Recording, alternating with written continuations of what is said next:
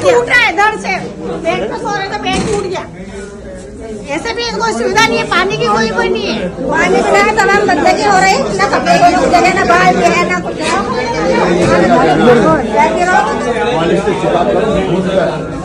क्या हो गया?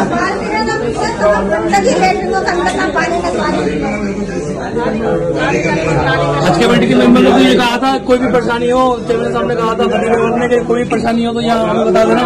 तुरंत फोन लगाओ, फोन लगाओ उसे तुरंत।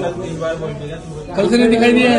ये नवाब भाई की स्पीच लो यार इनकी। हाँ इनका ये भी थोड़ा था दो ये इसके बारे में क्या परेशानी है सब लोग। हज कमेटी ने इतना बड़ा धोखा करा है, जितने हाजी आए हैं सबके साथ निहायत धोखा। ना इस होटल में पानी की व्यवस्था सही है, ना इस होटल में बिजली की व्यवस्था सही है, ना ही लिफ्ट की व्यवस्था सही है।